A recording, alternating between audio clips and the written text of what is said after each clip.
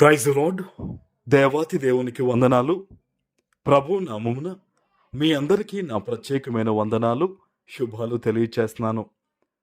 ఈ దినము కొరకు ఏర్పాటు చేయబడిన దేవుని వాగ్దానము కీర్తనలు 20వ కీర్తన మొదటి వచనము.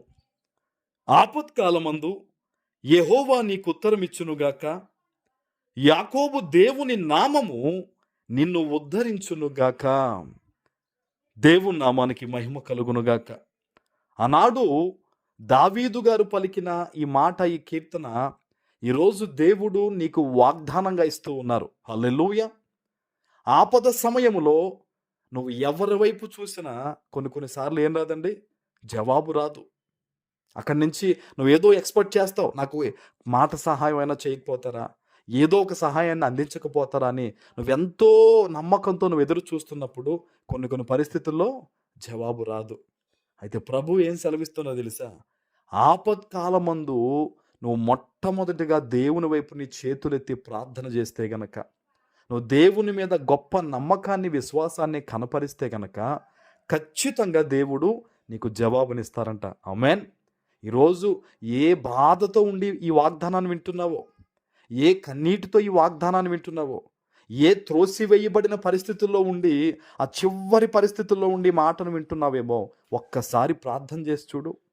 ఒక్కసారి దేవుని మీద నమ్మకాన్ని కనపరిచి దేవుణ్ణి పిలిచి, నా దేవా నాకు సమాధానం ఇవ్వవా, నాకు జవాబు ఇవ్వవా, నాతో మాట్లాడవా, నన్ను బలపరచవా అని ఈ వాగ్దానం విన్న తర్వాత ఒక్క ప్రార్థన నువ్వు చేసి చూడు. ఎన్నో ప్రయత్నాలు చేసి అలసిపోయి ఉంటావు కదా, ఈరోజు నీ తండ్రి నీతో ప్రత్యేకంగా మాట్లాడుతున్నాడు. ఆయన ఆపత్కాలమందు నువ్వు ఏమాత్రం కూడా భయపడాల్సిన అవసరం లేదు, నువ్వేమాత్రం కూడా దిగులు చెందాల్సిన పని లేదు. ఆయనకు మొరపెట్టు, ఆయన సహాయం చేస్తారు. యాకోబు దేవుని నామము ఉద్ధరిస్తుంది నిన్ను. చాలామంది ఏమనుకుంటారంటే, నేను ప్రార్థన చేశాను కదా, ఇలా వచ్చేస్తుందేమో, అలా వచ్చేస్తుందేమో అనుకుంటారు. కానీ నీవు ఆలోచన చేసేదానికి దేవుని ఆలోచనకి ఎంతో వ్యత్యాసం ఉంది. భూమి కంటే ఆకాశం ఎంత ఎత్తుగా ఉందో, ఎంత వ్యత్యాసం ఉందో, మన ఆలోచనలకి, మన యొక్క కొన్ని ఆ వివరాలకి దేవునికి అంత తేడా ఉంటుందండి. కాబట్టి దేవుని మాటను పట్టుకోండి. ఎందుకు తెలుసా? వారు గోతిలో పడి ఉండగా దేవుడు తన వాక్కును పంపి వారిని బాగుపరిచి లేవనెత్తనుంది. హల్లెలూయా. ఈరోజు దేవుని వాక్కు నీ పట్ల విడుదలైతే చాలు. దేవుని వాక్కును అర్థం చేసుకుంటే, ఆ వాక్కును పట్టుకుంటే చాలు. నువ్వు పడిపోయిన ప్రతి స్థితి నుంచి కూడా దేవుడు నిన్ను లేవనెత్తి ఉద్ధరిస్తాడు ఆయన. హల్లెలూయా. ఏ మనిషి అండి ఈరోజు మన జీవితాలను ఉద్ధరించేది? ఎంతోమంది నా ప్రాణ స్నేహితుడు అంటారు, నేను ఎంతో నమ్మిన వ్యక్తి అంటారు, నా కట్టుకున్న భార్య అండి, నా భర్త అండి అని చెప్పి ఎంతోమంది నమ్మి దెబ్బలు పాలైపోయి, గాయాలు పాలయ్యి, కన్నీరు విడుస్తూ ఇంకా నాకు ఎవ్వరూ లేరనే మనస్తాపంతో ఎంతోమంది బాధపడుతూ ఉన్నారు. కానీ ఈరోజు దేవుడు చెప్తూ ఉన్నాడు, ఆయన నిన్ను ఉద్ధరిస్తానంటున్నాడు ఆయన. హల్లెలూయా. మరి ఈ వాగ్దానం నా పట్ల నెరవేరాలంటే, నేను బాగుపరచబడాలంటే ఏం చెయ్యాలి అంటే కనుక ఒకే మాట చెప్తాను, నమ్మకంతో ప్రార్థన చేసుకో.